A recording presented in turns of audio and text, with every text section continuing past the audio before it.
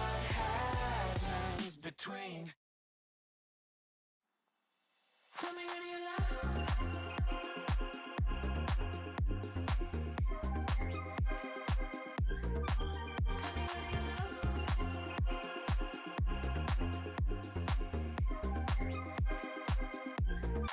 Yeah, she's a looker, my only fascination. So come on over. She has me levitating. Yeah. Tell me when you laugh.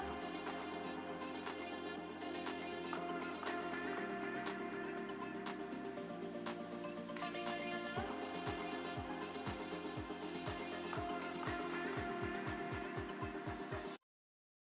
Tell me when you laugh. Could it be me? Be your fantasy. Tell me when you laugh. Could it be me? Be your fantasy. Tell me when you laugh.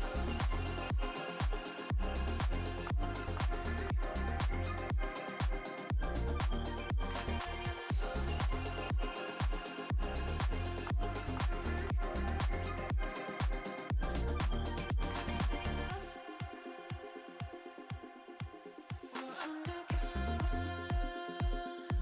and I'm not contemplating.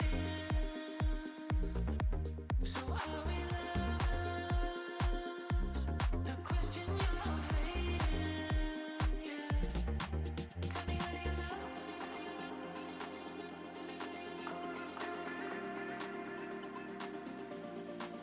Tell me when you laugh.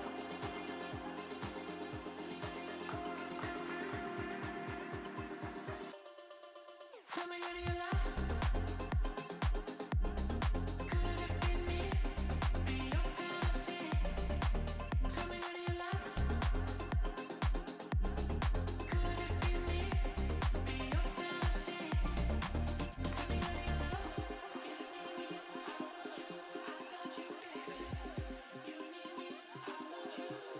Tell me when you laugh.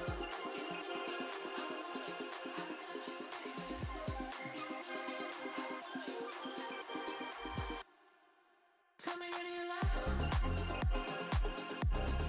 Could it be me?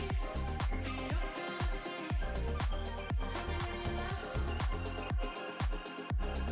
Could it be me? Be your fantasy.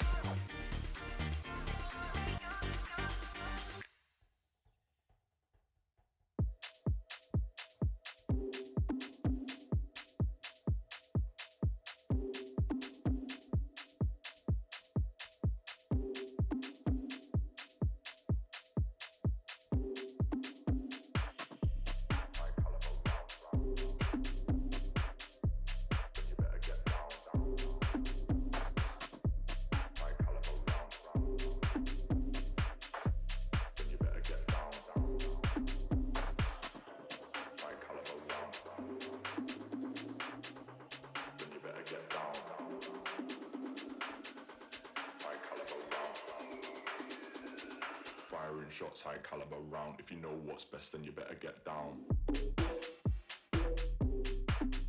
Down. Get down.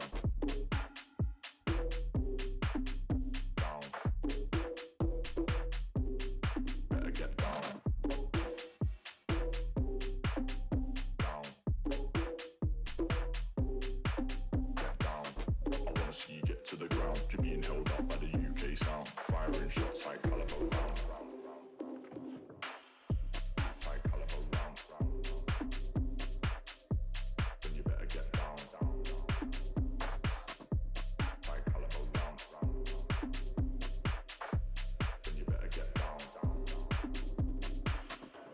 High caliber round. Then you better get down. High caliber round. Firing shots, high caliber round. If you know what's best, then you better get down. Down. Get down. Down. Better get down. Down. Get down. I wanna see you get to the ground. You're being held up by the UK sound. Firing shots, high caliber round. High caliber round. Then you better get down. High caliber round. Then you better get down. High caliber round. Then you better get down. High caliber round. Then you better get down.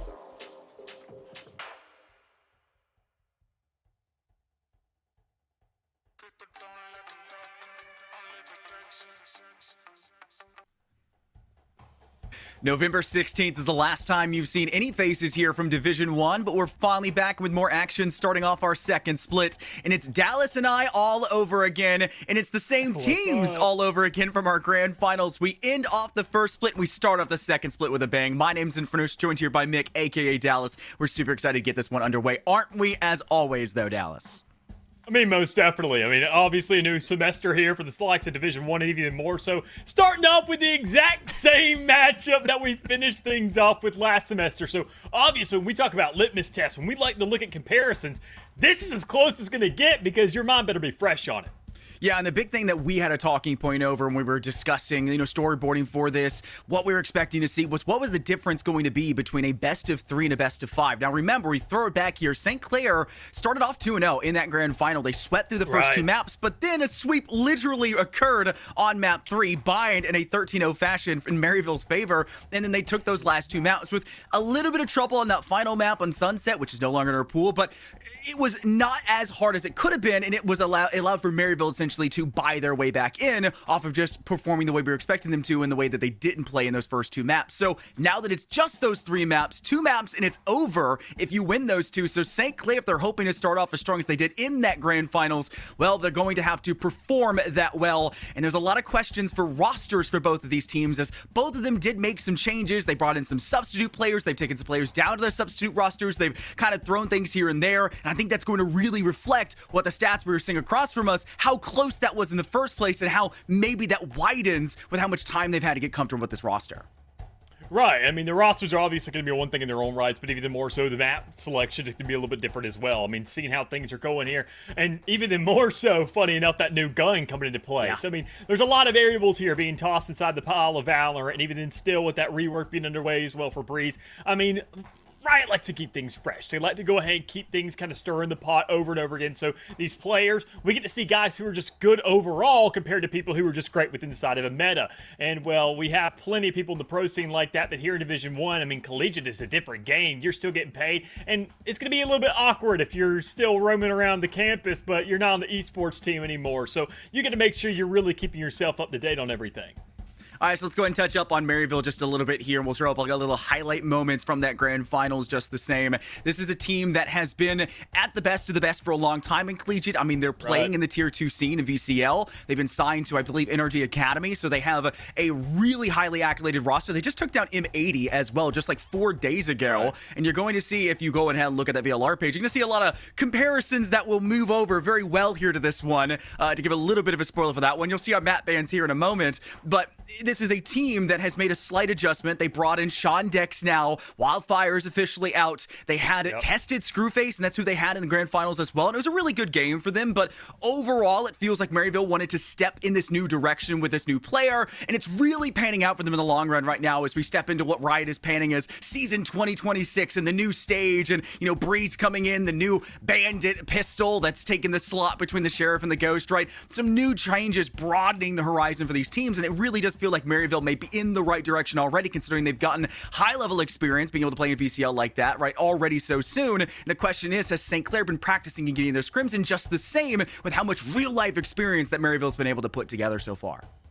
Yeah, I mean, while we see Maryville obviously going ahead, hunkering down, just having themselves a top selection of guys available at their disposal, I mean, they're looking to just go ahead and have individual performance across the board. But synergy is another big question of ours that honestly can really carry you much further if those links are really set in. I mean, you look at the likes of Sentinels, when you look at those 2 Brazilian players there in play, well, that's kind of the same exact thing here for St. Clair. Now, Wadi coming into play with JP. So that's going to be one of those things where these Brazilians, man, they go ahead, they get to speak in their native tongue in those 2vx scenarios, and things just start flying just like the bullets past your screen. So it's one of those kinds of matchups where we talk about these new rosters, what they have available to them. Maryville, they got the guns, but I mean, honestly, it feels like St. Clair could have a little more glory here to play with here today. Yeah, and St. Clair, they really want to get their revenge, really, it feels like, for the grand finals. You can see a lot of their highlight moments here as well, but those moments weren't enough to push them over that edge, Dallas, to get that grand final victory, especially when you're looking at the results of map 3 over on Bind. That was definitely not the result they were really wanting to see for themselves, but how close it really came on that final map as well. So everything added up, you really are hoping, like you did touch on for a moment there, finally seeing JP and Wadi back on the same roster again as they had played on a really good come-up CVAL South team of Cumberland at the time, finally getting them back onto the same squad. You're no longer bouncing, it feels like, the roster that you had for a little bit there for St. Clair, because St. Clair had a really rough start to that last split. And that was a talking point that we had mentioned quite a bit on Tilproof, saying, what is going on with St. Clair? They were expected to be a top 3, top 4 team. We're seeing them kind of edge a little bit more towards 5 and 6. They're not really finding the space that we thought we would sit comfortably within as this team in program that is accoladed as much as they are. And it's because they were kind of testing the waters. Jazzykin's in, maybe out. They really like the breach over on Haven, but they want to kind of change things up a little bit more over here on these other maps. And they finally found somewhere they were comfortable, and that comfortability just soared them through the playoffs and soared them into a grand finals, where unfortunately those wings got a little bit clipped and they fell too close to the sun and it burned away. Yeah, I mean, honestly, this grand finals, I mean, that was kind of the biggest talk about when we were looking at the storyboard meeting, just seeing how things are going. I mean, St. Clair obviously talking to them and saying, hey, I mean, we didn't really even expect them to kind of get that far considering the matchups that were available to them. Not saying they were a bad team by any means, but just looking at those matchups, looking at West Virginia, thinking that they were really going to get a run in there, thinking that they were our dark horse who would just make the full run through, because how close the standings were there as soon as playoffs started. But West Virginia just kind of fell a little bit short, and there we get St. Clair right there towards the grand finals, but opening things up with a bang, having those first 2 maps under their wings. But, I mean, hey, in a situation like this, in a map selection like this, and better yet, a best of 3, well, they would have won that entire thing. That is not the case here because, well, I mean, we had a BO5 in that case. On this selection, though, Haven split. Haven being one of those maps we've seen St. Clair dominate for such a long time, because obviously when we don't have the other 3-site map inside the rotation, Haven's going to be that default to go to and split. That's going to be something that I'm curious to see with them actually flipping things up, having selection there, what they can accomplish once more. I think the big thing here for St. Clair as well, Dallas, is so many teams were not expecting them to get as far as they did in that grand finals with how their split had started.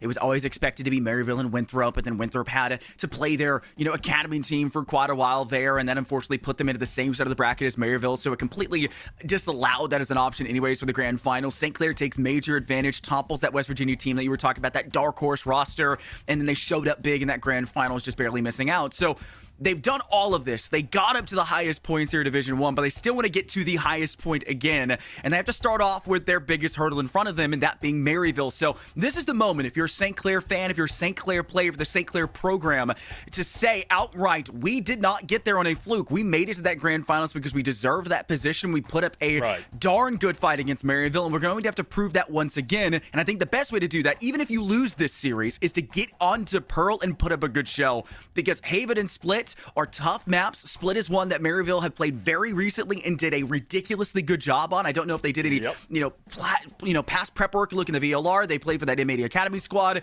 They did, they played against that M80 Academy squad, or M80 themselves, as Energy's Academy.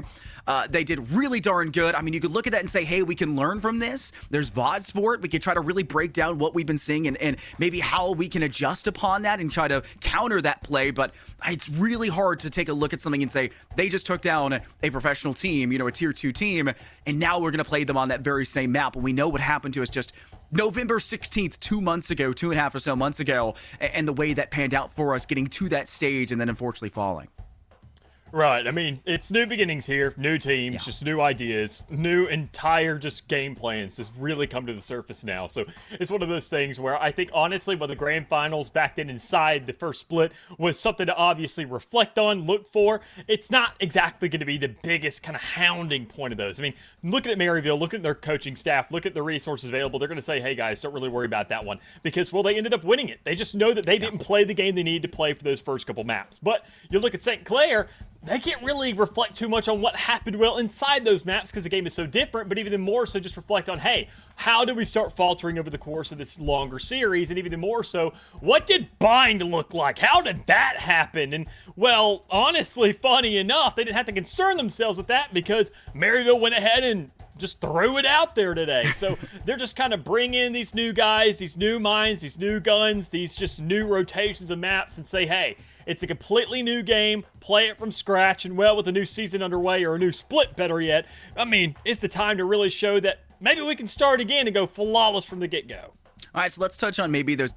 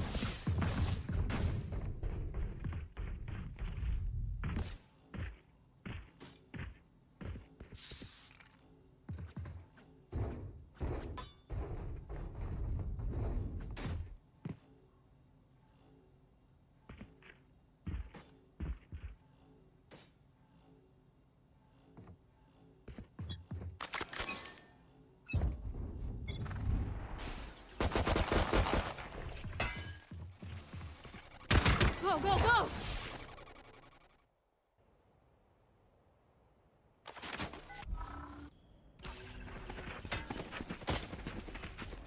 Gotta go! Down!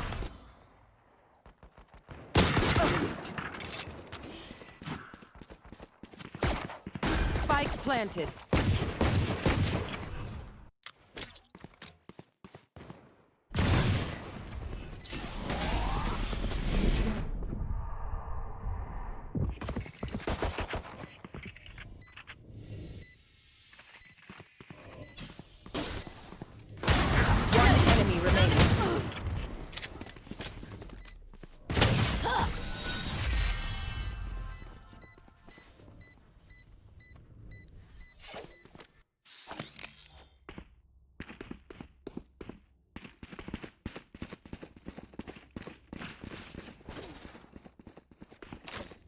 here. Go, go, go.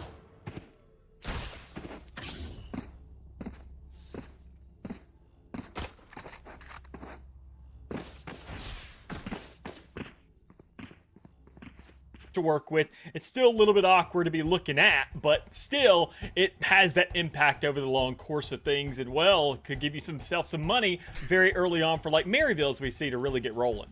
Yeah, and I think the big thing we saw in that first round was the attempt there by St. Clair to try to move back into attacker spawn. A map like Haven is really driven by that kind of three territories of control: your defender territory, your attacker territory, your no man's land. And while more so maps that have a lot wider, so you take a look at Lotus per se, where you really do like to see those defending teams vie into attacker territory, you got to do so wisely in a map like Haven, because though it is fairly wide, there's 3 objectives, right? You could argue that's the case. It's thin in terms of up to down, so the spacing is really tight. Those lines of angle that you have to clear are really difficult, and it's something that you just have to be very mindful of. And unfortunately, they tunnel vision a little bit too far in on that window door, as well as just the A lobby in the first place, and it kind of leads to a free early frag, and you pretty much can anticipate there's not going to be any more than that. They need numbers now inside Link, and that player can now move into the rest of the team on site to play more active down towards sewer, or even down towards long if needed, but turns out not to be the case. Ren steps through 3 kills in the first round, and boy oh boy, that's a pretty good way to start off a pistol.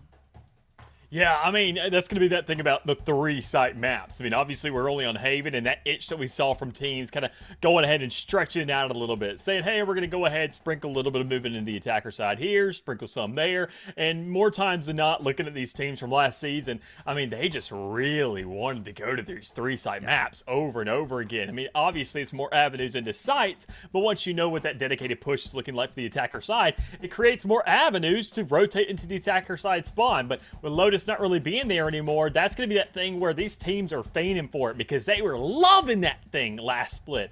They were obsessed with that map, and now with it kind of being out of play, they're going to have to at least kind of satiate that itch somewhere. And Haven can do that, but not to the same degree. You don't have the same kind of rotations available. You have to go through those spawns. There is no middle ground. There is no secret to run through. There is no waterfall to transfer from. It is very much so a full commit right off the get-go, and if you don't really go for that, then you're going to be feeling it later on. Yeah, so mistakes can be made if you allow them to be done, right? But I feel like if there's a round, Dallas, to make those mistakes in, the pistol's probably the best one to do it in, right?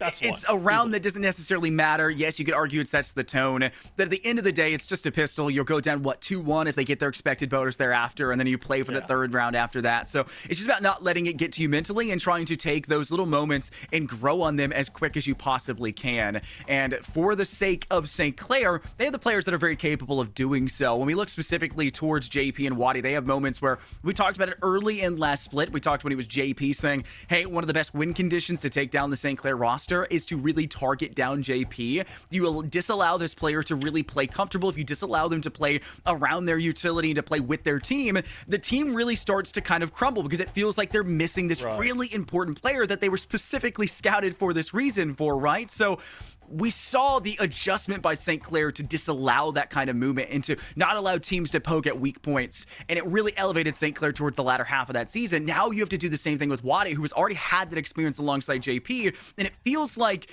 as long as you can play around that on the defensive side of things, which is where we've always seen kind of Wadi more so shine for those 2 players, I think that we still have that really good shot to see St. Clair put a big number up to this Maryville roster. But Pissed Around Go said, I don't think anyone's ever denying it, Renz is a monster in the field. And even if you had a player like Screwface, who is a really good duelist as well, in their back pocket on their sub sheets, you just know that Renz will carry the day when necessary. And even if Renz isn't there, that site was stacked for Maryville's offense, going ahead and getting that pursuit on towards A site with just a little bit of pressure early on down through mid with that turret play, poking towards Hay. All of these things set up this kind of idea for St. Clair that they fall into, and that leads them in towards spawn, but they then make that mistake. Yeah, and I mean, a big one here for St. Clair, more importantly, I mean, starting on the defense, trying to go ahead, hold things down.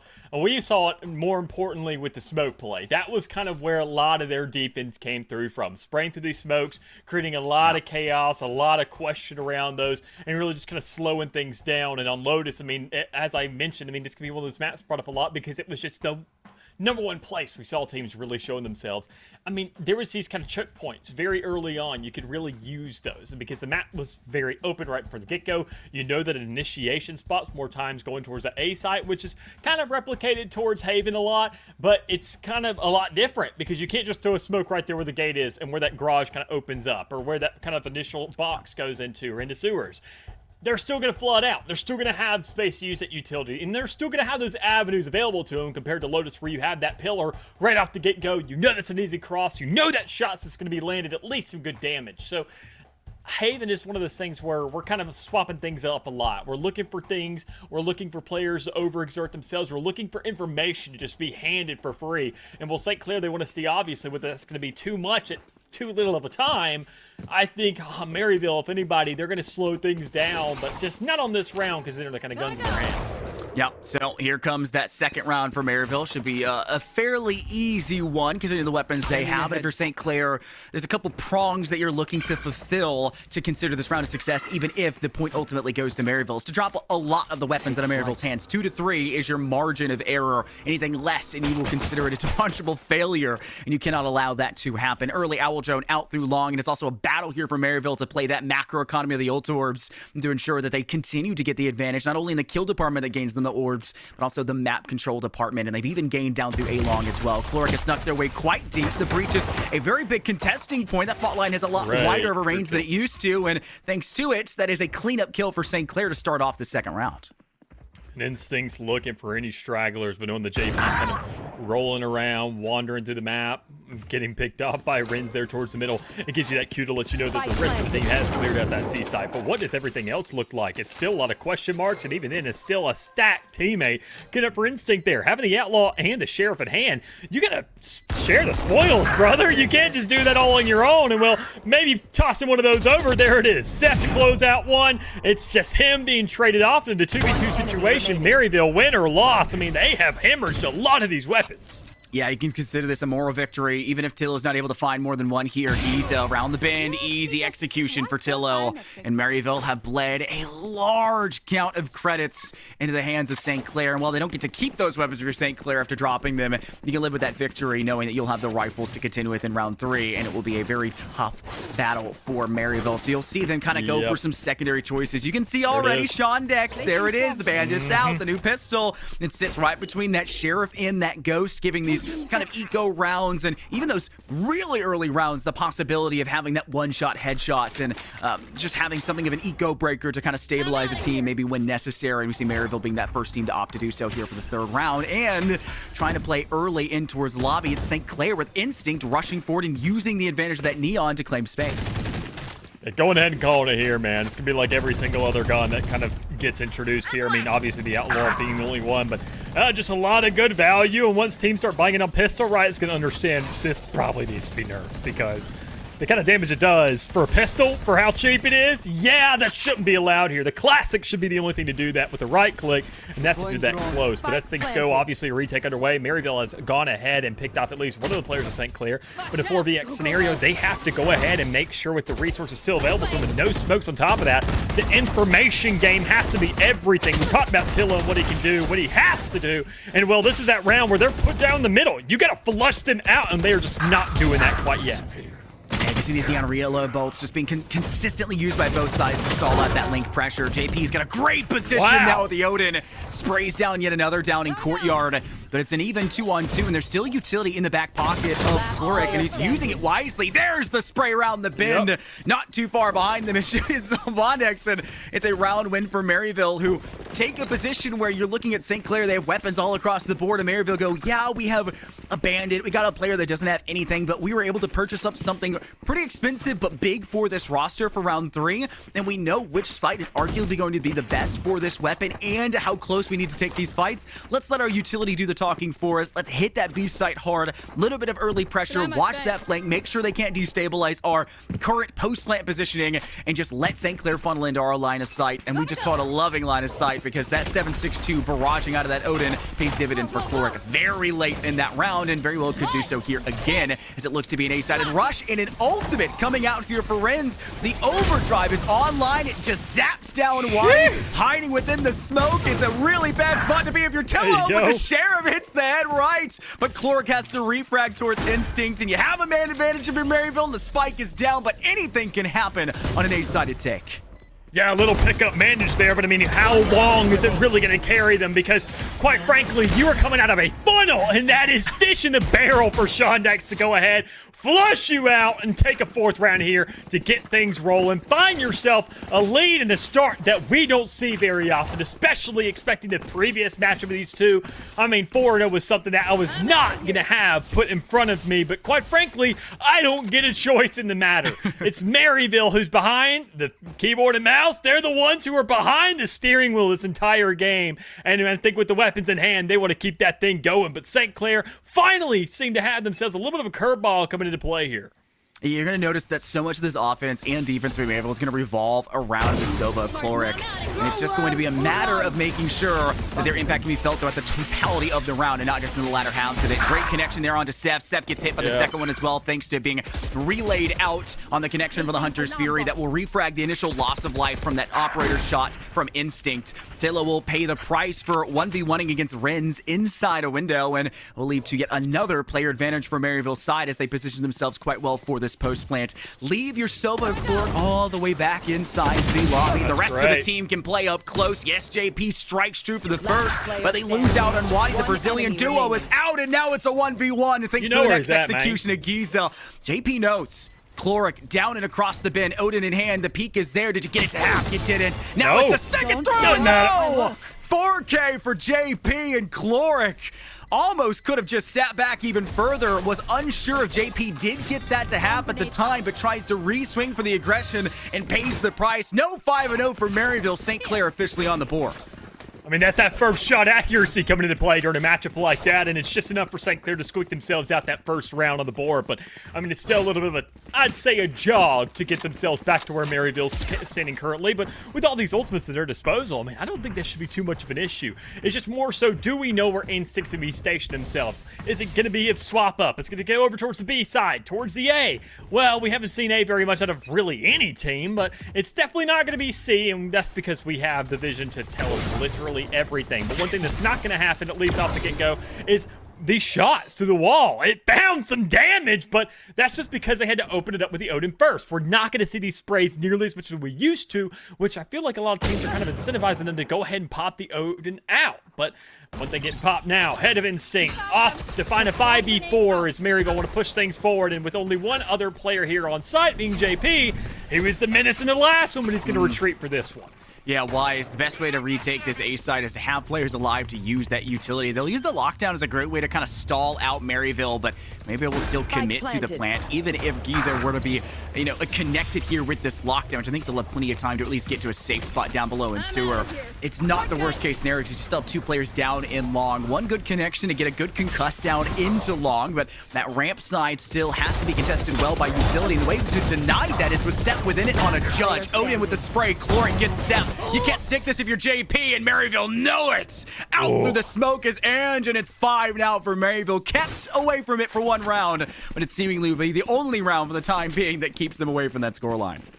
Yeah, just rolling along, keeping the thing going, just round by round by round, but it kind of what exchange? And, well, if you had Node on your team, quite frankly, none. So long as Cloric can get that in his hands, it seems like that's all you really need with the guy sitting at 8-2, and you can at least attribute 6 of those just to the Odin alone. So, I mean, these sprays are looking phenomenal. When I talk about the smoke game earlier, where St. Clair likes to utilize early on those smokes and those sprays, we're not seeing them find those windows because they're just finding the wrong guesses at the engages, and they can't find those opportunities to really kind of get those sprays down range. And, well, Maryville use that against them. When the spike is down, when you know you have the definitive spray and you're just kind of holding on to the clock, you got to find something here on the side of St. Clair to really kind of counteract that. I don't know if they really got it besides maybe the breach to Sova, maybe a KJ ult, but that was invested during the last and still didn't do enough good. Yeah, so St. Clair in a very rough spot, and the question truly is, where are Maryville coming from, and what is the objective and point of play for them? And from the looks of things, it will be an A-side to take 3 players now through long. You're likely to have a slower rotate in for Giza to go through short sewer.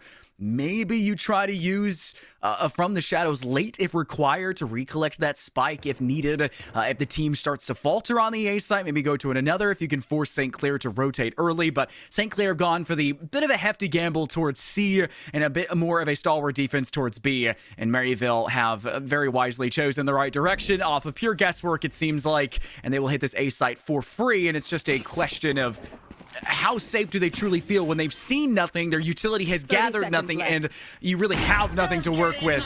As St. Clair will now go, okay, this is good, perfect chance. We can now rotate the whole team in. Viper's Pits online on the objective, now removing all of those sight lines, and you don't have weapons either to really step within that. Have fun. Net Classic has so much distance it has to go through with Dallas to be able to spot a person, even have a chance for that really easy right-click kill. Dude, this is just one of those rounds where you're just kind of sighing.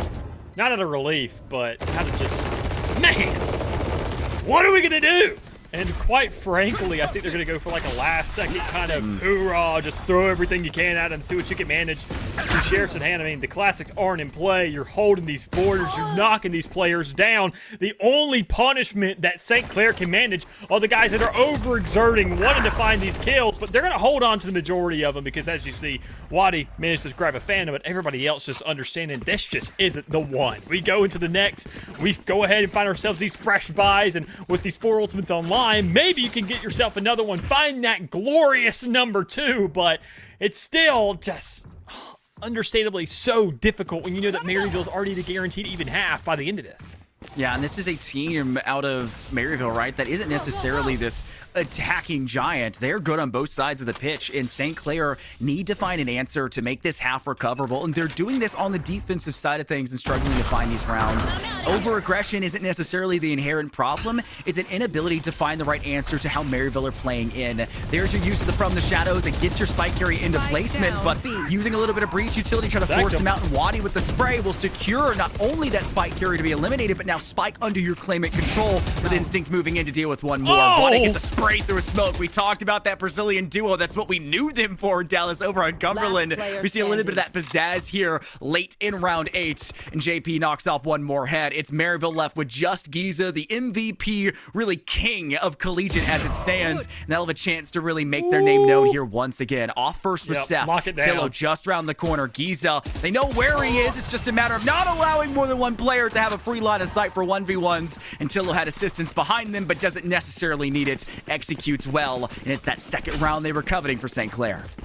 Yeah, beautiful execution there, even for that last player. Seeing the stance, having Tillo go ahead, tuck himself really deep in there, where we have to see that full engagement come out from Giza. And by then, you got 2 players who can swing, find the shots before you even manage to get right back around that corner. These kinds of executions, small little micro plays like that can add up over the course of the game, when you're given the time, can look beautiful. But the issue is Maryville just comes in with so much force, just so much just hunger onto these sites that you don't really have time to react. But it seemed like the last one, St. Clair was ready for it. Tillo there towards the middle with that aftershock in hand, but not going to be really available to kick in this one. But speaking of kicking, we're throwing things back, going ahead and throwing a Hunter's Fury down the field with little to no information. It's the Collegiate Special in front of us once more. We used to hate that so much. At least there's a little bit of impact. You can assume they're off towards spawn, layer 3 of them down there, and maybe one will connect. It does make impact off towards Chloric, drops them down to about 70, and you can at least be a little bit more happier knowing that such an impactful player like that has been damaged early. Rens will move their way through Garage and now through that window. They'll have a fight here against Waddy. I don't believe Waddy has seen the shoulder here, but Rens is really hesitant to really try to peek into this one. They just want to claim this area to make sure their team, with the use of this lockdown in Courtyard and Rabbit more specifically, will have that free chance to move in towards this B site without really any ability for St. Clair to deny this, especially so that Breach, who does not want to allow them to step too close into that space, to do the same thing they did before, use their utility to flush out the attempted spike carrier. They get it in there, and they do actually deal with Clork afterwards, but you got the spike down. That is arguably the most important fact for Maryville, considering what we saw when they can't get that spike, how they start to crumble once they can't solidify themselves in that post plant. There's instinct off towards attacker spawn. Shondex, they've learned it's no longer round one here, Dallas, but Renz has been left in garage window and sends two packing to their luggage. It's Ange with one more, and Maryville reclaims that man advantage. Instinct has to clutch up, but just can't do it. One is all they'll find, and Maryville have found 7 rounds now to their name. That was the layer I was looking at. The right between the two neons and the kind of value that we're going to get being on those opposing sides. We saw Renz inside that garage towards the back, albeit uncontested. And then we saw, even then still, Instinct push up to that attacker side through the A, having a layer to run through. That already tells you the difference of what we're working with between these two teams of Maryville and St. Clair, but even more so about the value where, sure, you find the first one if you're Instinct, but Renz found 2. Those numbers make impact, and they make rounds, and they, well, most certainly attribute massively to wins as things go along. So guaranteeing yourself that advantage by the end of the half is going to look good, but finding some shots, maybe getting yourself an early pick here could look even better. All right, Maryville deep into what is arguably no man's land, down through A long.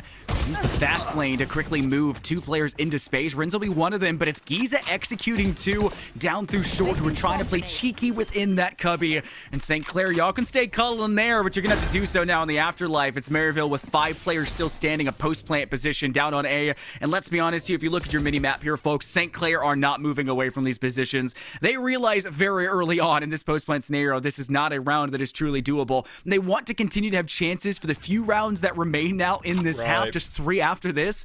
The only real way to do that, sorry, 2 after this, the only real way to do that is to keep and maintain that credit economy and the rifles that you still currently have in your hand. And I think Maryville have clued into that as well. You can see 2 players prowling, one now through courtyard, one through attacker spawn. Shondex had the chance to deal with Seth, that captain, that coach for the side of St. Clair, but unfortunately, Seth gets the better end of that Maryville player, and JP does the exact same thing to their doppelganger of Giza inside garage. So a lot of that pressure from Maryville has started to falter in terms of being able to collect those weapons and make the economy even worse for wear, putting St. Clair in the best foot forward and at least building a little bit of confidence at the end of the round. I mean, just seeing how things are going here. I mean, Maryville clearly just staying in form. I mean, it's one of those things where you kind of look at what the training room was looking like. I mean, were we working on conditioning, you know, pressing weights, just kind of getting more reps over the course of time, or were we really kind of pushing the bounds here, finding new PRs, just making sure the limits are even higher once we do finally get back into season? And it seems like Maryville, I mean, they have been doing a lot more heavy lifting. These guys have been pushing it past their limits and knowing that they're coming back into a kind of matchup like this where we're expecting to be a little bit more even. I mean, flying colors off rip, and even then more so, not even on their own map selection. Well, now Maryville, talking about map selection, they look really quite at home here on Haven. It's no safe haven for St. Clair. Neither will this B site be if we see Maryville continue to apply pressure here. See the call out being made. Oh, Woody and Instinct trying to go forward into that one. And unfortunately for both, Maryville get out the upper hand. And early pressure from Tillo off towards A-Link will cause them to forfeit their life. And with a flawless round going in favor for Maryville, all of the weapons that they carried over, the 3 that they managed to maintain, dropping those 2 important pieces of Maryville at the end of the round, building confidence, making sure they held on to that, all for naught, Dallas, as it comes into a flawless victory nonetheless for Maryville in the next. And we're into that final round now of the half. This could be 10-2 with Maryville switching over to defense if they lock in for one more.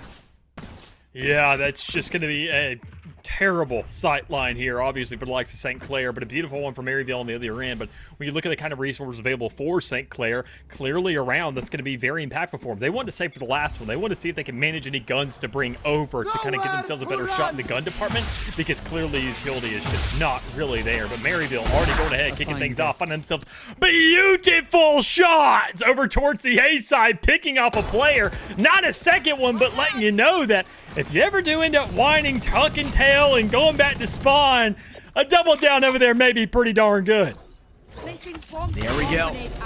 Even position in Maryville have to continue to be gate kept from this B site. And the way that they've really done that has been off the pressure from Tillo, but Instinct stands stalwart on B and deals with Renz, who's been such a problem child for this St. Clair defense in the way that Renz has been able to, one, use the fast lanes and then set up for a shrouded step out from their Omen, and as well as just being able to close that gap so efficiently and apply the pressure early on like we did see in that first round off towards Hall on A. So St. Clair no longer have to deal with that player. Vulnerable off here towards JP. They're stuck within the top. They paid the snake bite, and unfortunately, JP was hoping that Shondex would peek that sooner rather than later, and Shondex knew to wait. Now Tillo is alone on A, and they'll stay there for the time being, relegated to spectating with the rest of their team as Seth has to make their way from lobby. Wow, what a shot to Chloric, and Instinct will work their way through defender spawn. Seth will have to pass their teammate's body of JP down below in sewer, but you got a lockdown, and Seth has to push into this one. You have to. There's no way not to. Instinct's in there, dashing into space. Shondex executes not just Instinct, but Seth as well. It's Maryville at double digits entering the second half. Yeesh! I mean, what a start for Maryville, obviously, but I mean, St. Clair, clearly Instinct just not really in the right time, the right place there, the rush. I mean, being warranted, albeit, just unfortunately not really executed. Seeing St. Clair, knowing they had the right calls here, Maryville just kind of feel like they're sitting back behind the bar, just playing and shooting ducks at the carnival, while we see St. Clair more so just dancing around, trying not to get tagged here. Because, well, they're the ones on defense. They're the ones sitting still. They're the ones who have to react. The ones who are just waiting for something to happen and freaking out as a response. Well, now the shoes are on the different set of feet, and here we go. St. Clair has the chance to really open things up and find their own kind of plays. But Maryville, they find themselves this first pistol round, followed the one after, and, well, that could basically be game because that'd be match point. But as things go, St. Clair making sure they don't lose players early because, well, obviously, learning from that first half, that's kind of the worst thing that you can have happens to you. Instinct finally on the offense. We saw Renz's do list go so crazy. Now needs to replicate a little bit of that same pizzazz, but you're seeing a interesting default from St. Clair to pistol round. It's none of this send all the players in one direction, play for a brawl in courtyard. Obviously that mid-window change, having that slight metal ball that has to be broken down, as you can see here on your screen in front of JP. It has really changed up a ton of how you play these pistol rounds, and Instinct is known for these pistols. There's a ghost shot to the head of Chloric, and Maryville will be down there. Sova, while you're not very much utility to be had in a pistol round, it's still an important fragger, and On just been full flash, but it doesn't matter. The Bandit still strikes. Connections for Maryville's defense. Shondex, the only one on site with Tillo, and Tillo takes too much damage, but still comes out the victor. 12 HP.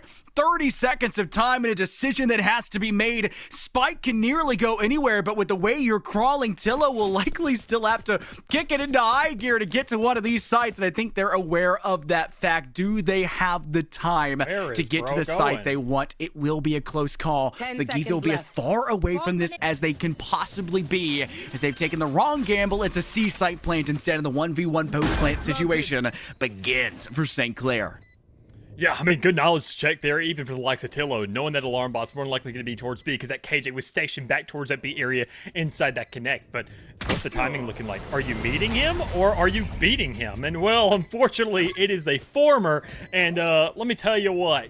Giza is not very friendly. He doesn't shake hands. He shoots on sight. So that's number 11 there for Maryville. They don't care how many players are lost in the process. They find number 11. They're going to have to purchase for this next one. So the question's really inside of St. Clair's court. Are you going to buy up to meet them, or are you just going to kind of take this one on the chin? Yeah, I think the question has to be answered with at least some semblance of a purchase. The scoreline is too tight. If you play for the reliability of a third, look what happened in that first half. 4 in a row came out of Maryville. If you allow 3 in a row, it's over for Maryville, and it will be a second map play. And they recently played that map against M80, and they beat them, and that is a ridiculously good VCL team. So you're looking at that and going, hey, what are our shots at this? Yes, we probably prepped for this as a reason we chose it, but we did not expect this first map to go so far in favor of Maryville. And that question of, will a BO3 reflect over a BO5? It may not matter. It's Maryville just slaughtering St. Clair, who tried to force their way onto C and met only 2 required out of Maryville to shut that entirely down. And the flank back to attacker spawn with assistance. This is nearly remaining. as clean of a finish you could ask for from Maryville as they'll head into the final round now of this map. If they can continue to do what they did in that first half and get Match themselves point. 3 in a row. It was just one of those gambles. We saw it work out wonderfully during that first half, where St. Clair obviously not winning the round, but still giving themselves a good bit of guns picked off from Maryville in the process, giving themselves a pretty good chance of winning that round out. But they didn't run into the entirety of the team. They just ran into a single couple players. So when you go into that kind of forced situation on the attacking side with a bunch of stingers and go down the longest hall inside of Haven, then, I mean, yeah. One Bulldog, one Vandal, one anything that has more range than a pistol will tear you up. So it's one of those situations where St. Clair gamble didn't pan out for him because the post plant would have looked beautiful, but they never even got there. Things continue along, looking for another round to play with, One and enemy Maryville just remaining. making sure it's not going to last very Spike long as down 4 of the A. players are already out, and JP is being hunted for the finish. Defenders win. Yeah, flawless Okay, everyone, results take a test and a tube. nearly Thank flawless you. result as Let's well. grab Very samples and comparative get to out that of map there. of Bind we saw in that grand finals. It was 13-0 on that map for Maryville, and this one 13-2. St. Clair only able to squeak out a couple, and they were only in that first half. And a lot of this comes off of the way that Maryville are able to really activate and really build up off of Rins and that pressure they had on the attack. The question in my mind was going to be, how does that translate to defense? You don't even have to worry about that really with Rins. They're going to play just fine. But we saw the way Instinct tried to aggress in early for that side of St. Clair on their defensive side of things, and they didn't really build off of that exceptionally well. And the gunfights were still going in Maryville's favor when you did see Instinct get the kind of drop on those players. It was never a true fair fight. Maryville right now are performing at a different level, and St. Clair will need to take this kind of intermission between these two maps to really reflect, work on things, and kind of break down how Split's going to change, because Split is a very deathmatch driven map where fights happen so often. Utility can be such a deciding factor, but ultimately it's these secondary positions, your tertiary pushes, that will be the deciding factor, and Maryville can do that with less numbers than you have to make a successful tertiary push, which just allows them to have even more angles at which they can come from. Yeah, it's definitely going to be a difficult one here for St. Clair, but I mean, with the likes of playoffs compared to here, the lines that we're drawing, playoffs, you got a lot of hype kind of coming up to it. You got these rounds where you're starting to get yourself warmed up, where you're getting right back in the form and flow of things. The semifinals that get there first to say, hey, I mean, it is the big shebang. It's the final drive. We just got to go ahead and really go at it. At the start of the season, we're going to take it just as seriously, because keep in mind, the other teams have that whole thing in the back of their head where things didn't work out all that well. And that three-way tie, they ended up being at the bottom of the barrel for that. Meanwhile, St. Clair, they got the easy way out. So maybe they're just thinking that could fly by once more, but that leniency may not be afforded to them later. Well, that's going to have to be this deciding factor in the next few minutes. But before that, you're going to have to decide on whether or not you want to get a little bit of an extra drink or a snack, as we'll cut it over to a break, and we'll figure out how Split will go down and how this series will go down after this. Don't go anywhere. It's Maryville versus St. Clair, who will come out the victor.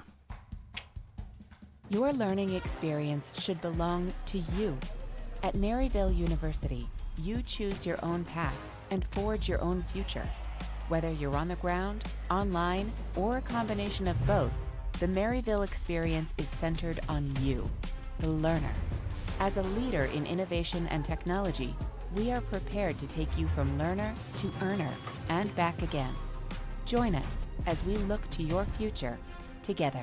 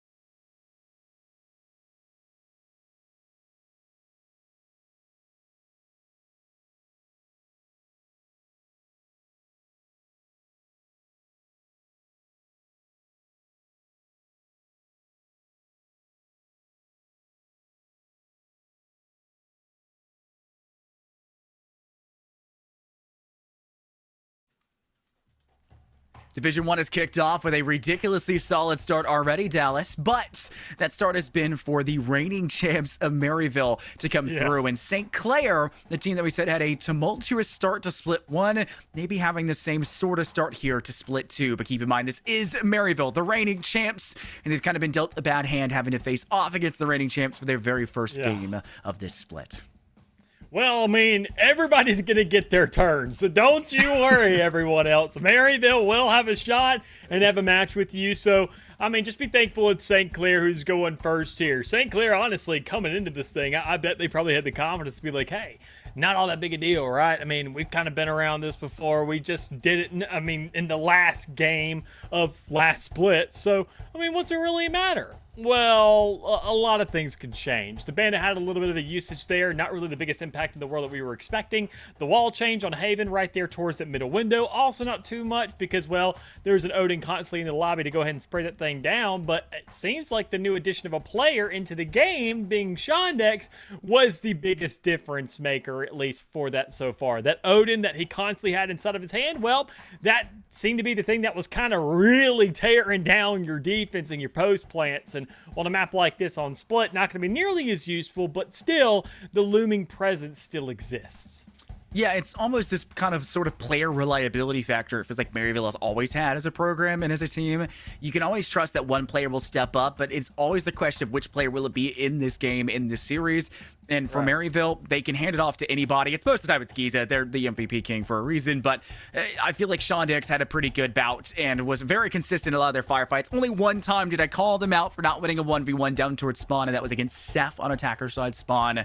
But it is what it is there, Shondex. Expect to see Maryville rocking 0 true sentinels for this instead of pseudo sentinel out of Chloric on that Viper. This is the exact same thing they'd done previously. Shondex will move over to that secondary duelist here with the Waylay. They have a very aggressive composition for a map like this. And there's a reason why I had mentioned how deathmatchy Split kind of feels sometimes because you play such an aggressive composition, how fruitless it can feel as a defending team to have to survive against these onslaughts, and how much utility it kind of feels you're having to lay out early just to slow out a push, let alone stop it. And you have to kind of play alongside some utility that is more destructive than not. A lot of times why you see raises being brought into this, not only for viability, for momentum to get into space with boost packs, but also the paint shell to clear corners, the showstopper and ultimate is a great way to secure an early kill. Everything and more, right, for that team is having to deal with 2 duelists that basically can close that gap just as fast, and Waylay who can ignore that Sage Ice Wall that we see so common now on a lot of these maps that have actually been put in play, especially in the upper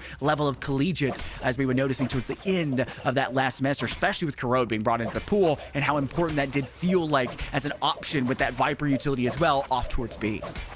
Yeah, I mean, Waylay and Crow is kind of going to be my biggest influence there, talking about the introduction of this agent and seeing where, Waylay actually got a bit of, a highlight, a place, a training grounds. But Split, something that's going to be definitely a little bit interesting, but I'm also just better yet excited to see how is this going to play out, what's really going to happen with it. And honestly, I mean, Maryville, if there's anybody to do it, I mean, unfortunately on the defense, we're not going to see too much except for the retakes, which makes more so St. Clair have to push up and get the spike down first. But beyond that, for the attacking side, working without that raise is going to be something to marvel at.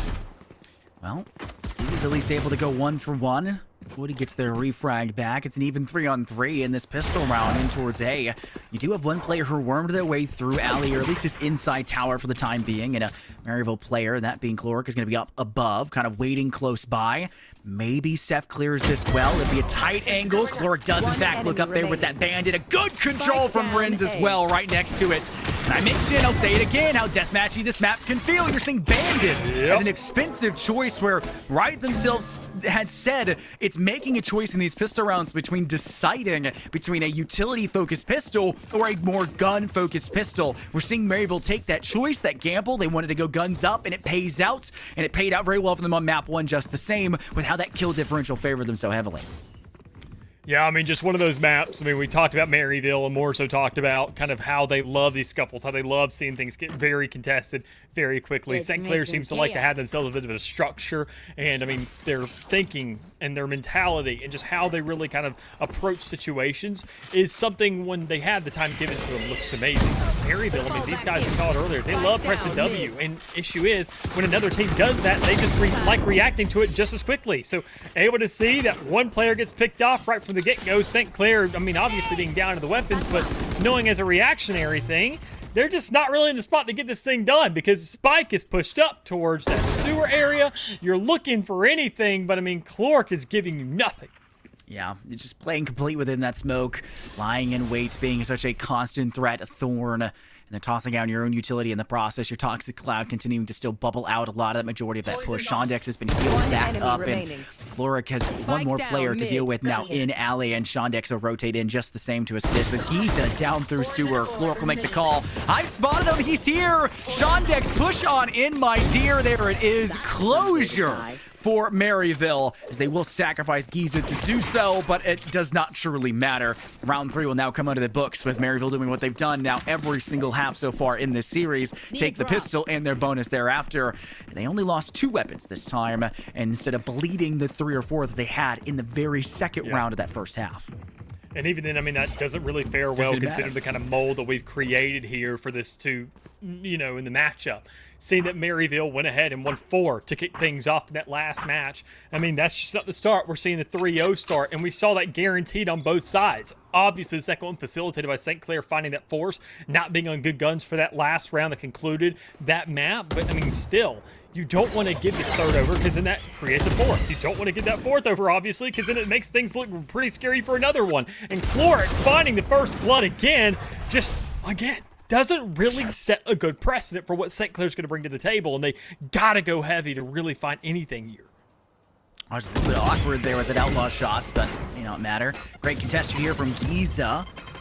Use of the guiding light around the bend, able to get a little bit of damage, I think. No, barely even that, to try to secure themselves a kill. Crossover will still be made for Instinct to get up into tower, and they'll have control over this position, and Maryville will have to sit a little bit more static on site behind tower to try to play safe, and that pillar itself on site. You'll move 1 behind screen, 1 near security, and the rest will still continue to hold on to that B side. This is what you have. You can leverage when you have that player advantage still in your stead.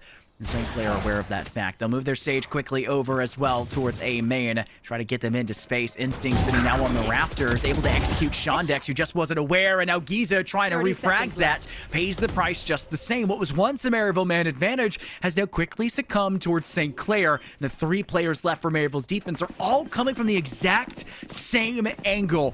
1 in direct, 2 now moving behind. The barrier comes down. This is a great way to stall out what would be some meager weapons for Maryville if they're looking a little bit lack for wear in terms of weaponry, and it's just the player advantage remaining, and they could have had a kill early on, and they should have maybe had 2 right there just the same. So Shrouded step just behind that pillar and be eviscerated by 762 peppering through that corner. No, you had a terrible angle there. You're going to find some shots around that corner, and it managed to get that kill, but even more so, seeing how St. Clair just completely obliterated the presence of players over towards that A side is something that is, well, can be everything to make sure that round was closed out. I'm surprised that we didn't see any players being allocated over towards the A heaven side from the players of Maryville, because even still, Instinct was in a really weird situation. I mean, I was looking at the guy's gun thinking, okay, is he trying to play it silent here? Has 6 bullets in the magazine. You can't really fire at anything so far, and if you get into a scuffle, say up towards that heaven area, you're going to start running immediately, kind of giving up that presence once more and let Maryville take over. But, I mean, it's a lot of questions, but still, we see the answers come once more. St. Clair not only won that engagement during that last round, but have themselves a beautiful opening for this one, going 1 for 2 to kick things off. Oh, that is now the 2nd round in a row, Rand, just to clean up something, right? He is the 2 and the 1-2 that's swinging out, and they just allow Woody to essentially deal with both of them fairly for free. Yes, the cost of 1 teammate who lose out on Instincts, but that is a major win for St. Clair. That is the 2nd round now we've seen slight mistakes coming out from Edge that could very well cost them the result of a round. Tons of damage dished down range from Giza. Now forced to show whether the MVP King is the only one now active on site. Look at the great connection towards Seth. There's your headshot onto JP. 1 player behind screen. You see Woody there with the Tasmanian Tiger, but Shondex needs to get close to at least keep Tillo away from this position. They'll go for the double swing. 1 far, 1 short. It takes a moment for both, but they get it. And Maryville have officially reclaimed control over this round, and Shondex claims themselves the duelist to be, with now the 3rd round falling for Maryville. Yeah, just a beautiful turnaround there. Maryville just being flawless past the fact once they found those first initial, deaths. But, I mean, as things go forward, It is just knowing that, hey, we just got to adjust around this. We don't really have many util to work with comparative to the start of the round. So what if we just kind of push things up? What if we just play these gunfights and not really, you know, no frills kind of situation? Just run in with the guns. Just once again, play like TDM, play like we saw during round number 1, and just close this thing out. And they just do a wonderful job of not only kind of facilitating those engagements and those fights, and more times than not it works out for them, but just kind of having the courage to do so. I mean, when you have a team that operates like this, that's why you kind of have to keep the top caliber guys in check and keep them around, because if you have guys who aren't willing to do this and it just looks ridiculous and like it's not going to work, then it's not going to work. So press that W key, get up in there, try to find some shots, and well, it doesn't really work out there for the likes of Renz, but the rest of the team has already stepped in inside of his shoes, found themselves the first couple little shots, and maybe find themselves a kill after the fact, and put St. Clair in a situation where it's a 1v3. All right, here comes what? One player moving in from convenience, and there it is. Look at that shot towards Ange. That could have been a moment for them. They were stuck with only the Outlaw. They purchased it up again, and that actually would have been enough to body shot deal with Woody at the time, but it did not matter at all. There's your final execution from Chloric. Maryville, past these early deaths, it feels like they're pretty clean throughout, which is kind of the saving grace of this Maryville roster. They are so good, Dallas, that it feels like they can make mistakes early in these rounds and always be capable of recovery. But St. Clair have been in moments where they could have had, if they had better weapons, if they had not been an eco round like that last one was, right? They came in with just pistols. They very well could have been very dealable, especially with the way their utility was panning out for them. Renz has been so good on map 1 about being fed by their teammates, being elevated to be that best duelist, to show up. Now it doesn't necessarily have to do that as much with Sean Dix there, and the way Chloric is playing, they're the one truly elevating this team to that next level, and you'll see that consistently throughout the remainder of this map. Look out for Sean Dix. But it's Ange finally coming alive. It's taken them 6 rounds of play to get into it, and they've done so well here. 2 to start things off. Could have been flawless, but Giza will sacrifice to make sure the team gets that one secured. It's 5 rounds now for Maryville. Yeah. I mean, you're thinking sun's out, guns out, but I mean, these guys saw the ice and said they'll never expect this one. Just running forward, finding themselves everything they needed for that round and just cleaning up house almost instantaneously. Beautiful looks there for Maryville. Another round under their belt, another judge in the hands of Renz. And it's beautiful to see that, I mean, again and again and again. That's another thing about this map, having the Neon or Rays or whoever it may be, having that shotgun in play and having a player who can still find themselves a bit of value, but more so being valuable for the rest of the team. Saving that money and being able to buy for someone else if things really go wrong. Renz will play deep into this. Quick use of the Viper smoke. The cloud will eventually dissipate, though, and Renz needs to get away. Thankfully, Chloric is watching from within ropes and is able to actually execute one through that smoke. Something we were really looking to see St. Clair do, but Maryville have done a much better job consistently of throughout this series so far. And even in that grand finals through the recovery on Bind, how many kills were on players completely unseen and unheard on Bind? It was ludicrous and really destroyed the mental, it felt like, of St. Clair in their attempts to recover through maps 4 and 5. Maryville will have that player advantage, and, well, there are plenty more things that could be a problem for St. Clair. For one, the weapons they're currently holding. Anything can happen with Sheriffs, and especially at this high level of play, Maryville will still play their game true and true to try to stall out as much of this push, and Ange has a lot of weight on their shoulders still to make sure they don't give up this position, because then Sean Dix is in a very bad spot, stuck inside B cubby, and are very aware of the possibility of having that high ground used against them, but that's where your crossfire from up in mail and ropes combine. It's just one remaining, and JP is standing inches from Giza, who takes them down and puts Maryville up to 6. Yeah, and a flawless round at that to get there to that guaranteed even half. I mean, seeing what's been happening on this map thus far, I mean, it's been a Maryville slaughter to say the least, and it's been a better kind of matchup of rounds what we saw prior on the likes of Haven.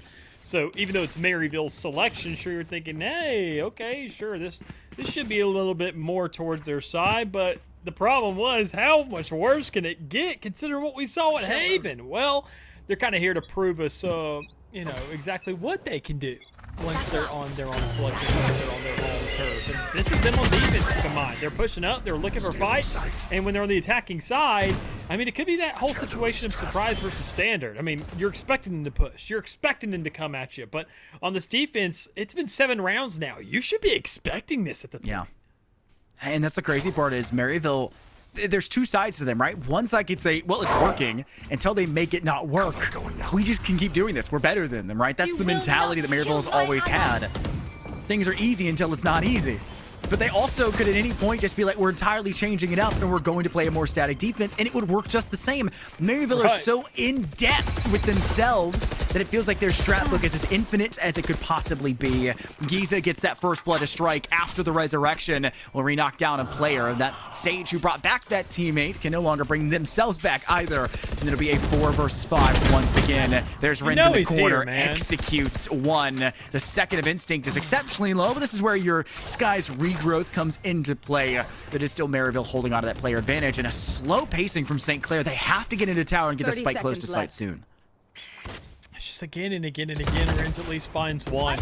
I mean, the guy is going to clearly be a KJ turret, but yet has aimbot-like reactions and has a judge in hand. That's terrifying to think of, and that's Renz right now. I mean, you got to go ahead and know that they're going to be scattered about. They're looking for these fights. They're going to want to shed that blood, and well, Ainge pushing out onto site, knowing the spike wasn't collected, and knowing that even the still Instinct isn't going to find it either. You just cannot give this man 2 kills in the next 3 seconds, and they don't do it. Man, Instinct is so darn good, but unfortunately it does not matter for this round. The result is Maryville in the lead once again with a round win.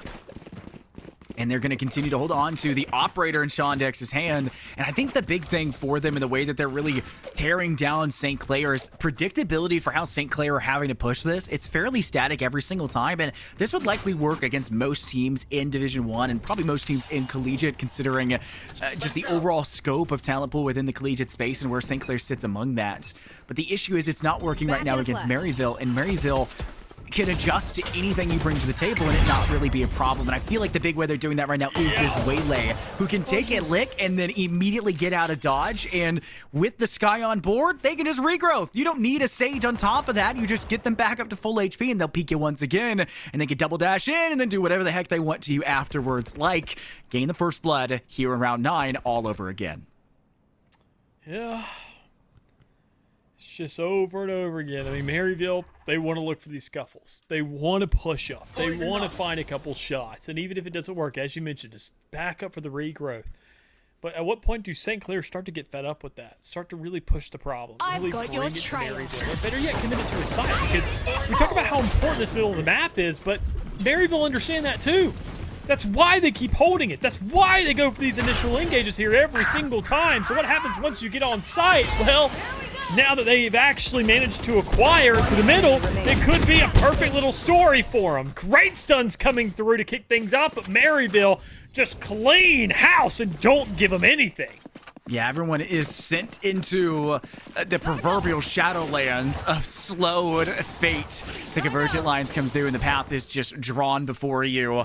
Maryville get another round win, and this is where, I mentioned it before, Renz on map 1 was elevated by the team. Now Renz can do the same thing on defense for the team and basically say, y'all gave me my chance to shine, here's my chance to do the exact same thing. And they get into open space, they get a couple impact kills, they draw line of sight, they allow Shondex to get that freebie off towards Sage in that cubby corner, and they allow so much more to build and brew beyond that. St. Clair didn't have an answer for it despite gaining that player lead, and now with thrifty weapons once again in hand with these Sheriffs, they're going to try to move in here towards B. And the utility, well, a really big question because they've already been kind of funneled out with just a single layering of a smoke and a paranoia being sent out from Maryville. That is a bad sign when just 2 pieces of utility have forced 3 of your players to now rotate over towards Alex.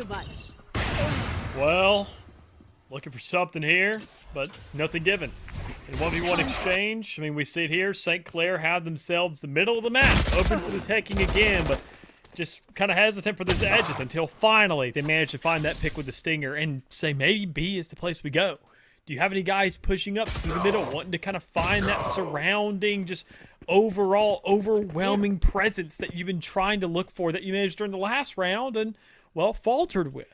There's less guys to go up against when you actually do manage to get on site, but with this lineup Giza's working with and decides to step away from it, unfortunate timing, then, I mean, it could have been a different story. 30 seconds left. As the plot continues to unravel and we see the spike having to go down, this retake is all Maryville's. Spike and, well, planted. I mean, He's already on board, already knowing where a guy is and some damage done. Well, we could see something happen.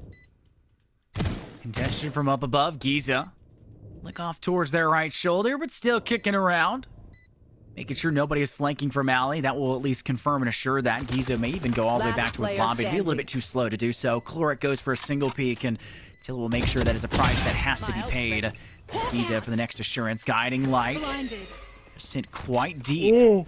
But Giza can drop around. There's the chance onto Woody, but unfortunately the Guardian comes out on top over Giza. And St. Clair, a sigh of relief. You've met and matched the same scoreline you got on map 1. Is this a sign of possible things to come? And keep in mind, Maryville have a really attacker-sided composition, and they've been doing this to you on their defense, but you have just the same, a ridiculously good defensive composition in your agent selection.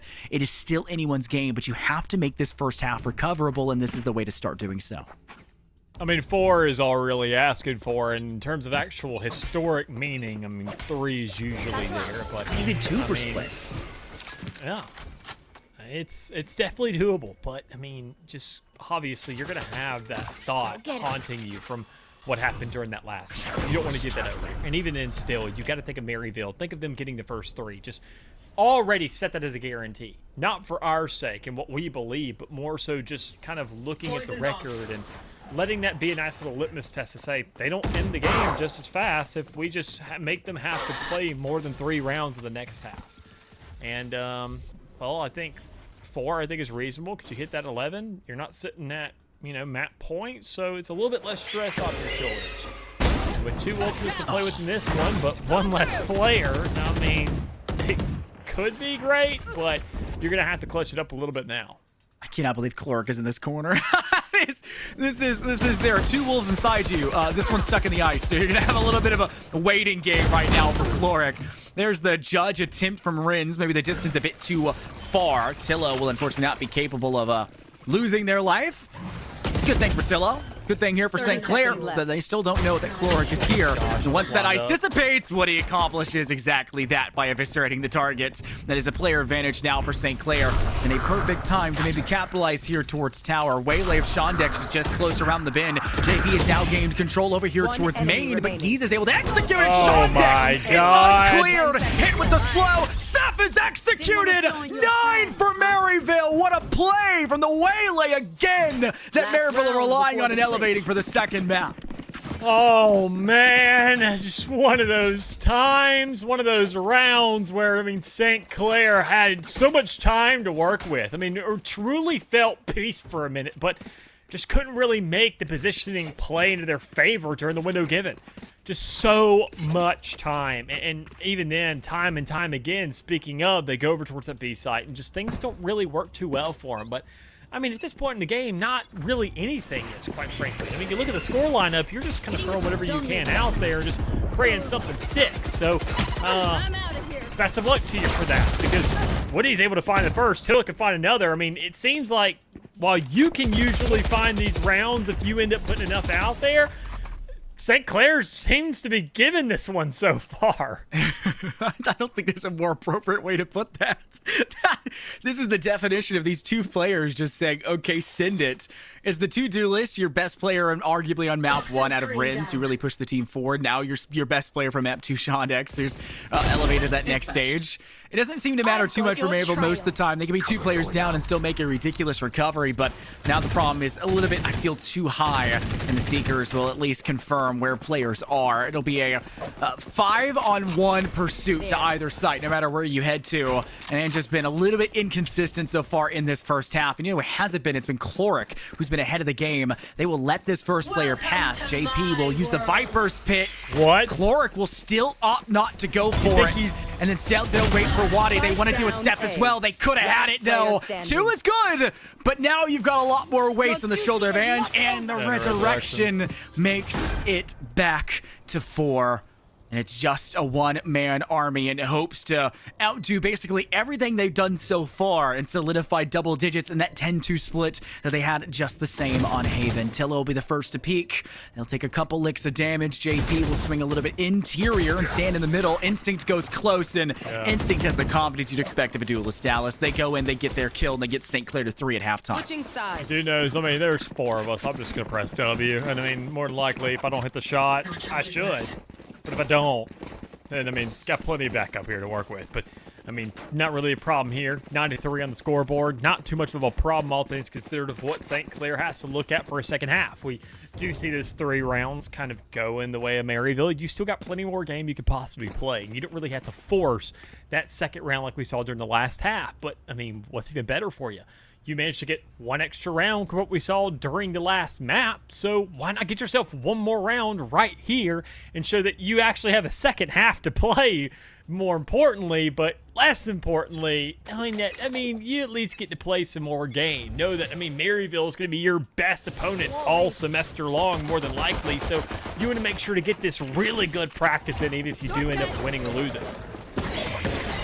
Renz will quickly dash into space and get control over this B site. Just because it's a pistol round doesn't mean there isn't utility, and Renz has that one that is pretty much usable at any moment in time. They did nerf the ever-loving heck out of it in terms of its recharge timer, but it's still plenty good for Renz. They stay in that fight, and unfortunately the corner makes sure they stay there just the same, just catching the lip of it and being forced to take that next lick of damage through, and it will be a 4 versus 5. Post-plan scenario is still good for Maryville. They got spiked down, they get credits for it, but they need to make sure they have Cloric working this flank, and I think they're not aware of the fact that Tillo had keyed into that one. It's Giza now in a 1v2. Inside pillar onto the spike. No oh way. My goodness. Now it is just Tillo. The meme has always been it's Tillo time, but you're looking at the MVP king of Giza, and No they way. will prove it. Put the man up against anybody, and Maryville will make sure Giza knocks him down. Or the fact he didn't hold on to that classic after being signed by Energy is diabolical. You're dying to that spike, dude. You gotta flex it, but, you know, I guess we're the showmen around here. We're the casters. We're thinking about, you know, the showsmanship. We and how like the everything showmanship, goes. yeah. I mean, I don't know. Thinking, I mean, in that case, MSI, I'd be flashing my keyboard, mouse, everything on screen right now for him. But instead, it's the players who, they're the ones who matter. They're the ones who got the guns. They're the ones who actually use the keyboard and mouse way more than we do. And, well, already proven with these first 2 frags, trading things off. But, I mean, things just go much worse for wear for St. Clair just mere milliseconds later as, again and again and again, Maryville are wanting to take these fights. And St. Clair's trying to hold them down. But, I mean, this is just desperate attempts. Desperate measures, and, well, the measurement is a very big Maryville ego against a St. Clair roster that right now is forced to fight against that ego, right? And it's really difficult to do so. Woody will have a good attempt towards Shondex. They're good for that first shot connection. But Cloric comes up from the flank and puts one right in the rear of Woody. Nearly an 11th round win for Maryville, and they're even going on top of Shondex. Says, can't believe you died to that one, bud. Maryville 2 rounds away from sending us in, or technically out of this series as a whole. It'll be at match and series point if they win this next. And St. Clair are looking to buy, but their defense hasn't really had an answer for what Maryville have been bringing to the table, and Maryville barely lost really anything of impact in that round. It feels like they're still able to purchase up a fairly substantial performative arsenal in front of them here.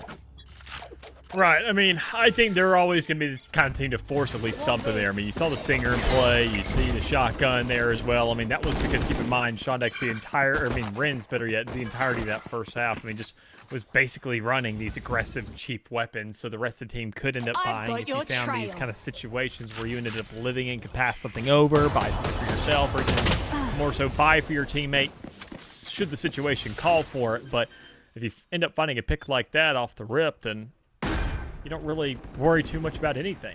You're just going to push up, make sure that line of scrimmage shifts forward with the rest of the team, get the calls of what exactly is going on, meaning the secondary whip out, but still, Maryville had the numbers, they had the spike down, and they put St. Clair in a situation where guns may be good, but time is not allowing it. Okay, Renz. Instinct, though, has a chance in 1v2. Giza, though, who's proven to be such a powerful force in any series and any Match moment, point. once again puts Maryville on top. Their match in series point now for the first matchup here on stream for Division 1 in our second split for our inaugural season as a whole. Could have been that prior game, but with the inclemental weather, Dallas, it was delayed to another point in time, and we'll be able to still see that one at one point. Right. But we did at least have a good two teams in front of us. But Maryville have wanted, I guess, to prove themselves that grand finals, the change out of Wildfire now over to Shondex, these were positives for this team. And they are stepping forward into this second split the same way they did in the first, tearing down every opponent in front of them, even when they had arguably the hardest schedule in the league to start things off. I mean, well, this is Maryville we're talking about. Good isn't good enough. They got to be the best. So they're making sure to go ahead, wipe the slate clean, look back on last season and say things were looking kind of, not all that hot when it came around to grand finals, but they're getting right back into form at least for the regular season and the regular games that are taking place in the Swiss stage. Just tearing through anybody who wants or is unfortunate, better yet, to have to be in the same server as them. Friends will prowl their way in through alley and now into the back of defender spawn, hoping to continue to watch this angle. Shondex able to isolate Seth on the rotate out from tower and into ropes. One more will be joining them on that angle. But Shondex has already removed themselves from that position. Rin's close. Instinct. Try to go for the booster to get up and over and will pay the price. Woody is in a very timely position to get that kill. But thanks to Shondex finding their third of this round, it is still a player advantage for Maryville. And there it is. Pass comes out. You're hindered. It slows things down even further. Even if you don't see Maryville pursuing that kill, Shondex knows it's a matter of time. You have to go to them, and they are going to tear you down. 4 kills in the final round for Shondex. Maryville 13-3, it looks like, to close out that final one. They let just 5 rounds in total for St. Clair in the entire series. That is something, to say the least. I mean, obviously, difference in rosters still kind of making a little bit of an impact there, but I think honestly, I mean, Maryville's was the one that made a much clearer difference. We didn't get the same kind of, sample size compared to the maps and, having these kind of rounds go back and forth to see what player was making a little bit more impact. And we see Shondex and what he was doing just right off the get-go, locking the rounds out where you can't even go that far. I think that speaks a little bit more of a testament to what he has accomplished inside of this roster thus far, and even then still the VCL, than the likes of Woody just yet. But there's a lot of time. There's a lot of games left in the Swiss stage. And I mean, St. Clair, they were coming into the playoffs labeled number 2 and not number 1 for a reason. And that was Maryville, who has hold that title and make sure to manage it from start to finish. Yeah, I commented just a moment on it there in that final round, at the beginning of that round, that Maryville had arguably the hardest schedule to start off that last split, and yet they were flawless throughout the entire thing. Right? They did not lose a single series. But the only reason I wouldn't say they had the hardest difficulty schedule was because they never had to face Maryville. Because the one thing that never gets in Maryville's way is Maryville themselves. They are always able to take that next step and push past themselves. And any problems internally or what else that could be there, you never really see the glimpses of that. And these scorelines like this are the exact reason why I'm confident in saying so. But speaking of that confidence, we got to talk to the players with that confidence. We're going to take a quick break after this. Don't go anywhere. We'll have an interview with one of the players here from Maryville. We'll see you guys soon. Your learning experience should belong to you. At Maryville University, you choose your own path and forge your own future. Whether you're on the ground, online, or a combination of both, the Maryville experience is centered on you, the learner. As a leader in innovation and technology, we are prepared to take you from learner to earner and back again. Join us as we look to your future together.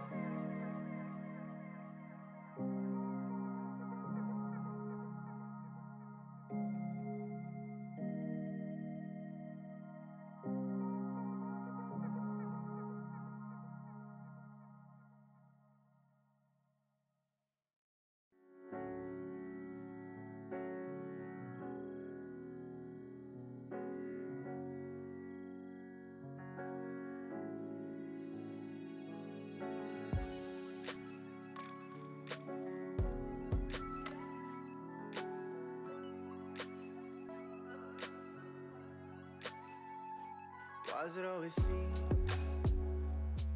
like I'm moving backwards?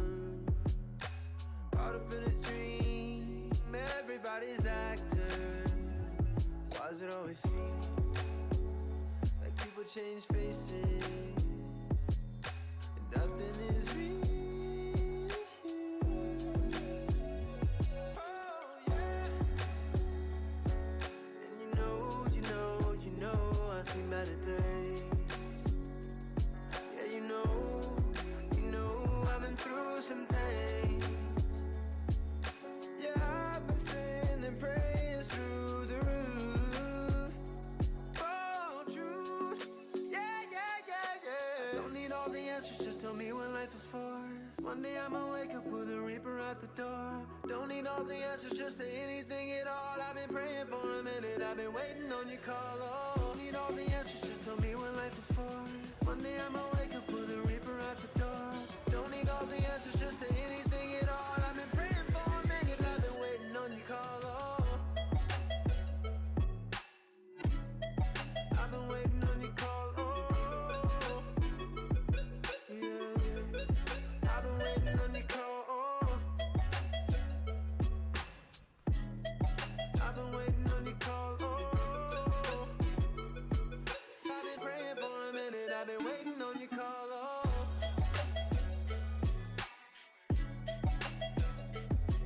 I've been waiting on your call. Oh, yeah.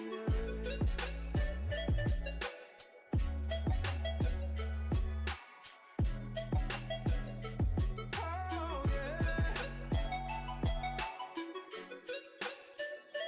I've been so patient with you, don't you know? I've been so down with you, and you know it. You never come around, and I show it. Just give me one chance right now, and I won't blow it. I won't blow it. Oh. And you know I've seen better days. Yeah, you know I've been through some things. Yeah, I've been sending prayers through the roof. Oh, truth. Yeah. Don't need all the answers, just tell me what life is for. One day I'ma wake up with a reaper at the door. Don't need all the answers, just say anything at all. I've been praying for a minute, I've been waiting on your call. Oh, don't need all the answers, just tell me what life is for. One day I'ma wake up with a reaper at the door. Don't need all the answers, just say anything at all. I've been praying for a minute, I've been waiting on your call. Oh, I've been waiting on you, yeah. I've been waiting on your call. Oh, I've been waiting on your call. Been waiting on your call right now. I wanna hear your voice somehow, yeah.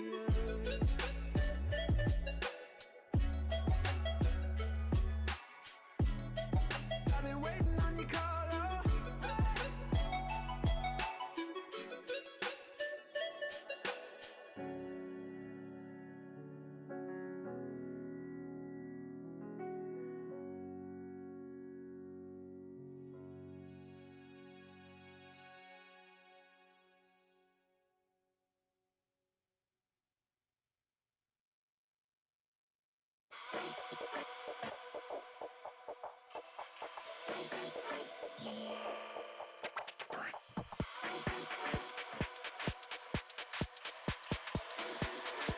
Hey, let's get connected. Connected. Let me be the calm when it get hectic. Let me be the one knowing you left it. Connected. Let's just hit the plug and get connected. Feel it through your body, don't want my lecture. Let's get connected. Eastside, let's get connected. If you feel the way I do, go make your move. 'Cause I need you to help me for the night. So feel the way I do, go make your move. 'Cause I need you.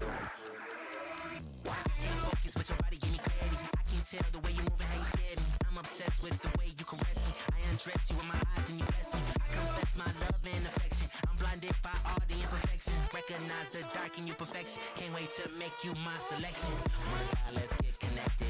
West side, let's get connected. East side, let's get connected. South side, let's get connected. Worldwide, let's get connected. Local side, let's get connected. Online, let's disconnect it. Offline, let's get connected.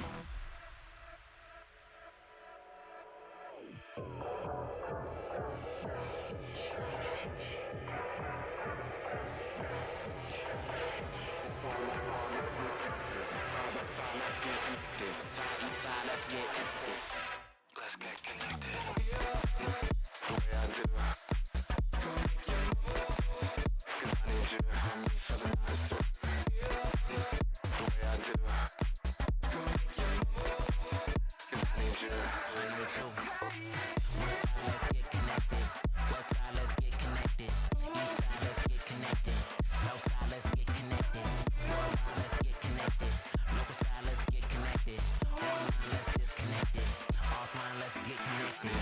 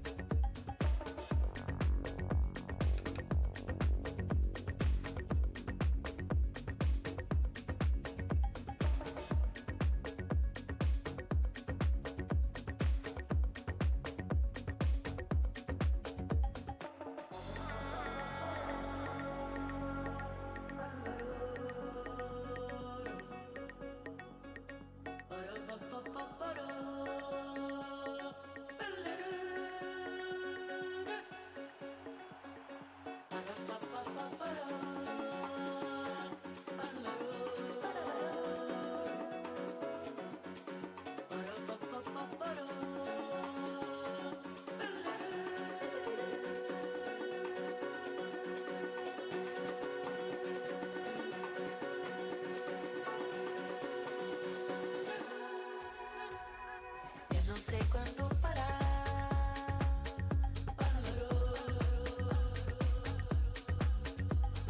Só quando você voltar.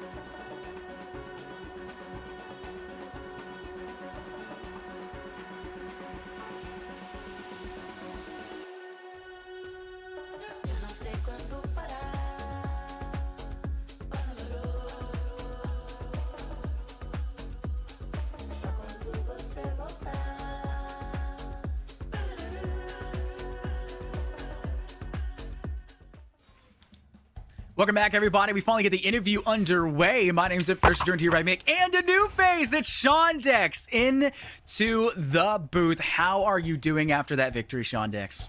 I'm doing great. What about you guys? I'm doing great. It was a really young game of only 5 rounds. It's pretty good, pretty quick.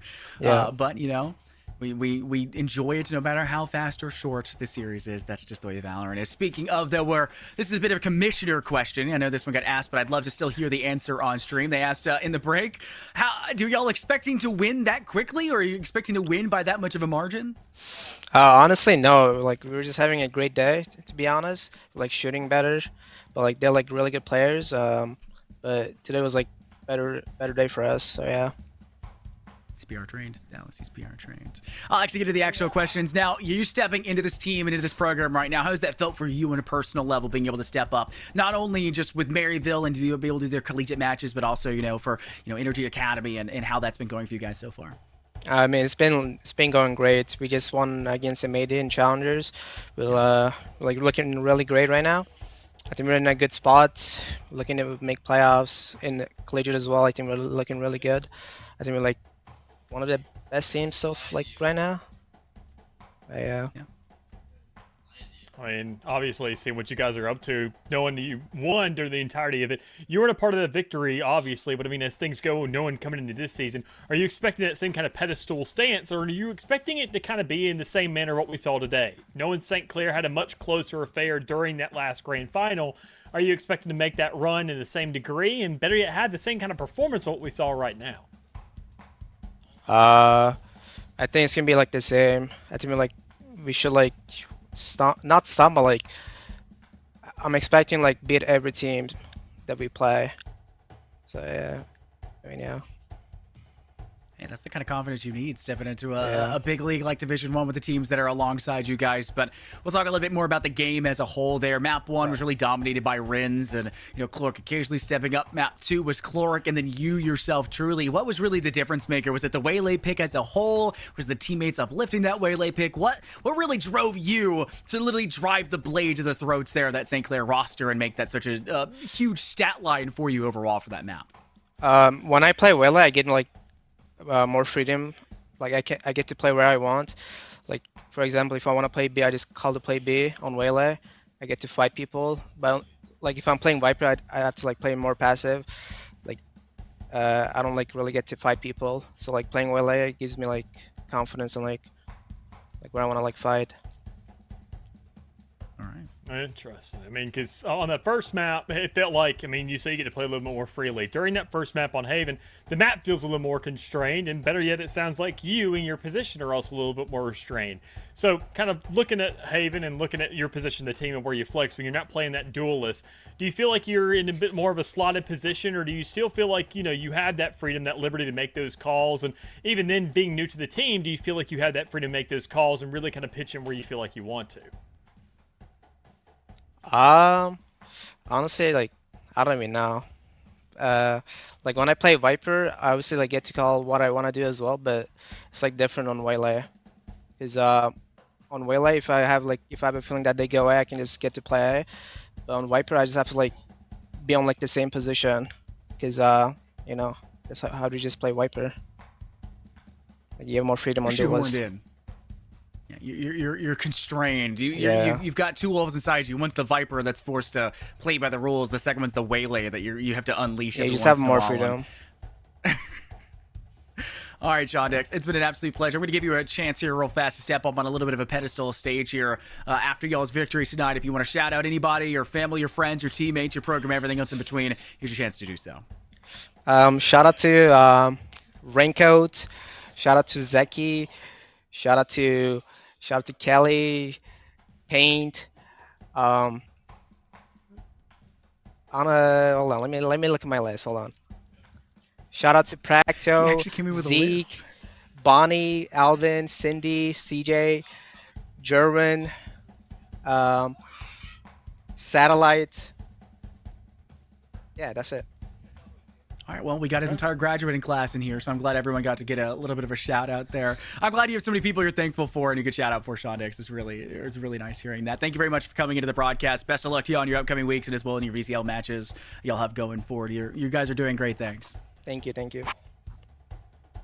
All right, Dallas, that is unfortunately the only series we actually have today. So we did have that initial matchup with Stony Brook having to be canceled due to inclement weather. So that'll be scheduled another time. Hopefully you and I are still on that one. But we're coming in tomorrow with 2 more matches that you and I are both going to be on for. So stay tuned for those, starting at our default times here for Division 1. It has already shown off to be a pretty darn good first series to start off this season in this split, I should say more specifically, on a very solid foot. Anything that you want to add in before we send all these players, all these viewers to finally close the tab and actually maybe work on their homework? I mean, besides, obviously, if you're in the middle of the kind of crazy tundra belt we got going on right now, stay warm out there, be good to each other. Make sure you go ahead and get yourself some good food to lock in with because, well, tomorrow we're coming right back to you with some more. Yeah, get those snacks ready. I've been Infernos, joined here by Mick. It's a pleasure, as always, to see you guys tomorrow. Stay tuned for more from Division 1.